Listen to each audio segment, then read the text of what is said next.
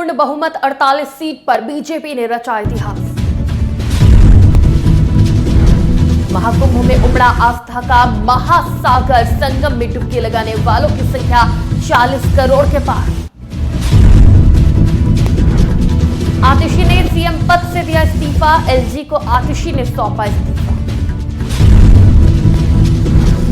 छत्तीसगढ़ के बीजापुर में नक्सलियों से हुई मुठभेड़, सुरक्षा बलों ने 31 नक्सलियों को किया ढेर। नमस्कार, आज की खबर में आपका स्वागत है। मैं हूं आपके साथ शिखा मेहरोत्रा। शुरुआत करते हैं आज की बड़ी खबरों की।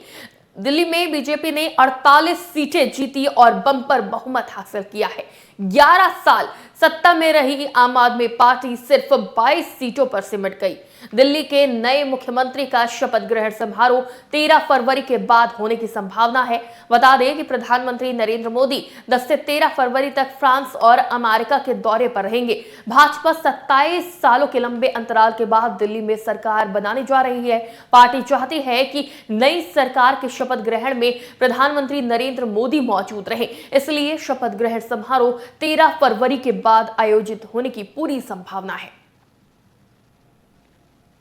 प्रयागराज के महाकुंभ में अब तक 40 करोड़ से ज्यादा श्रद्धालुओं ने स्नान कर लिया है। वहीं कर्नाटक कांग्रेस अध्यक्ष और उप मुख्यमंत्री डॉक्टर डीके शिवकुमार आज उत्तर प्रदेश के प्रयागराज में महाकुंभ में पवित्र स्नान करने पहुंचे और अगले दिन वापस लौट जाएंगे। इस दौरान शिवकुमार ने कहा कि उत्तर प्रदेश के मुख्यमंत्री योगी आदित्यनाथ ने उन्हें महाकुंभ मेले में आमंत्रित किया है और वो अपने परिवार के साथ वहां पहुंचे हैं।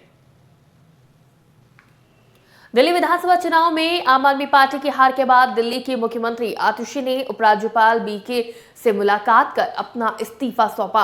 अरविंद केजरीवाल द्वारा मुख्यमंत्री पद छोड़ने के बाद उन्होंने पिछले साल 21 सितंबर को दिल्ली के मुख्यमंत्री पद की शपथ ली थी। बता दें, आतिशी दिल्ली की तीसरी महिला मुख्यमंत्री बनी थी। उनसे पहले भाजपा की दिवंगत नेता सुषमा स्वराज और 15 साल तक दिल्ली पर शासन करने वाली कांग्रेस की शीला दीक्षित भी दिल्ली के मुख्यमंत्री रह चुकी हैं। बता दें कि दिल्ली में 27 साल बाद बीजेपी की दिल्ली की सत्ता में वापसी हुई है, जहां दिल्ली विधानसभा चुनाव के नतीजों में बीजेपी को 48 और आम आदमी पार्टी को 22 सीटें मिली हैं। छत्तीसगढ़ के बीजापुर जिले में सुरक्षा बलों के साथ मुठभेड़ में 31 नक्सली मारे गए हैं। पुलिस के एक वरिष्ठ अधिकारी ने बताया कि इंद्रावती नेशनल पार्क एरिया के जंगल में मुठभेड़ शुरू हुई। बता दें, सुरक्षा बलों का एक दल नक्सल विरोधी अभियान पर निकला था। ठीक इसके कुछ देर बाद मुठभेड़ शुरू हो गई। पुलिस अधिकारी ने कहा कि प्रारंभिक जानकारी के अनुसार मुठभेड़ में 31 नक्सली मारे गए हैं। उन्होंने बताया कि क्षेत्र में अभी भी रुक रुक कर गोलीबारी जारी है। उत्तर प्रदेश के पूर्व मुख्यमंत्री और समाजवादी पार्टी अध्यक्ष अखिलेश यादव ने दिल्ली विधानसभा चुनाव और मिल्कीपुर उपचुनाव रिजल्ट पर बड़ा बयान दिया है। उन्होंने कहा, हम चाहते थे कि दिल्ली चुनाव में आम आदमी पार्टी जीते, लेकिन भाजपा जीती। लोकतंत्र में हमें जनता के जनादेश को स्वीकार करते हैं। हार बहुत कुछ सिखाती है और आने वाले दिनों में इंडिया गठबंधन और मजबूत होगा। मिल्कीपुर उपचुनाव में चुनाव नहीं लूट थी, जनता ने इसे देखा है। जो लोग कह रहे हैं कि हमने अयोध्या की सीट हारने का बदला ले लिया है, मैं उनसे कहना चाहता हूं कि आप अयोध्या से बदला ले सकते हैं, नहीं ले सकते हैं। इंडिया गठबंधन मजबूत होगा नहीं, लेकिन हरियाणा में इंडिया गठबंधन और मजबूत होगा। हम और आप लोग अपनी कई बार हार से बहुत कुछ सीखते हैं।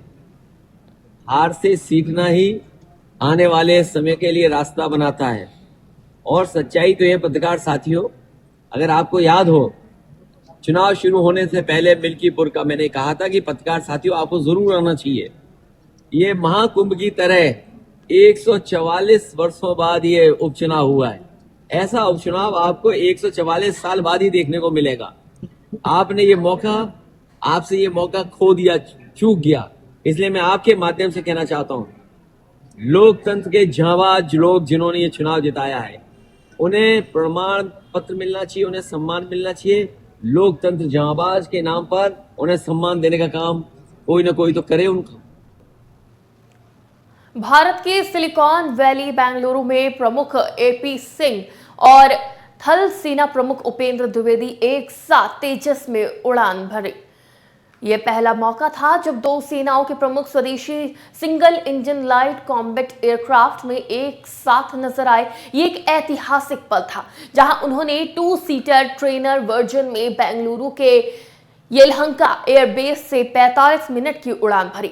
वहीं बेंगलुरु में एरो इंडिया शो का आयोजन किया जा रहा है और 10 फरवरी को यह कार्यक्रम शुरू होगा जो अगले 5 दिनों तक चलेगा। आज की बड़ी खबरों में फिलहाल इतना ही। देश और दुनिया की तमाम खबरों के लिए देखते रहिए आज की खबर।